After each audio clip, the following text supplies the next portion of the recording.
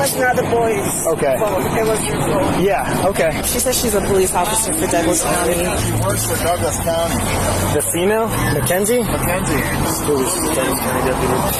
Mackenzie.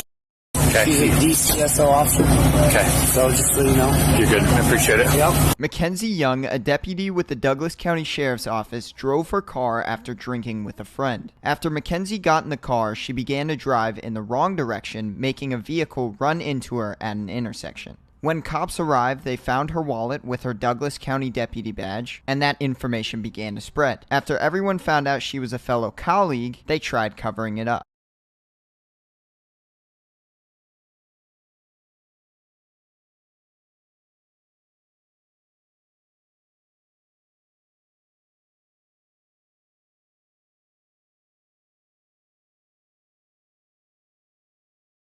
Alright, I'm Demetrius, and I'm going to be with Ms. Arnold about police corruption.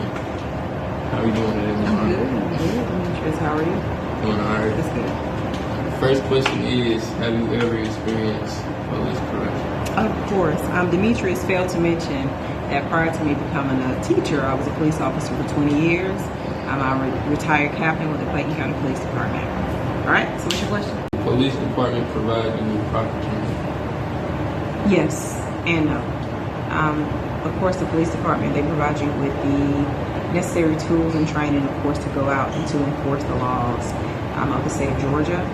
As far as ethics, yeah, they did that as well, but knowing right from wrong, I guess that's innate. A person should know right from wrong. That's something that you're raised up with. My name is William Jones, and the second question I have for you is, have you ever witnessed police corruption? So what happened to that police officer, or what happened to the victim? Have I ever witnessed police corruption? Yes, I have witnessed police corruption. What happened to that police officer? He was my best friend, and he had to do 10 years in the state of Georgia Federal Correctional Institution.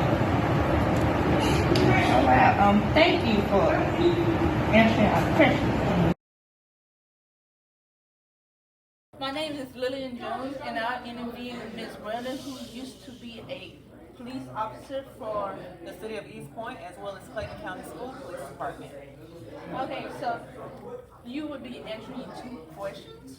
So the first question is, have you ever witnessed a police officer using police corruption? If so, what happened to that police officer? Yes, I have. Working with the city of East Point, I've witnessed the officer using excessive force, also violating police power. That particular officer is now serving a sentence inside of Atlanta, Georgia. Okay, thank you for that. And the second question is, did your police department ever give you proper training before they let you go out the field? My police department properly trained me. Initially, I was sent to the academy, which consists of 400 hours, approximately 11 weeks. I feel like I was properly trained, but of course, experience is going to be your best trainer. I do feel like more training should be incorporated inside of police training, especially dealing with ethics. Thank you, Ms. Norman. I hope you have a good day. All right, you're welcome. What is police corruption? Police corruption is a misuse of police authority for the personal gain. I feel like police corruption has a big impact in our community because it makes people rethink if they should trust the government. I mean, you know. Yeah. Go.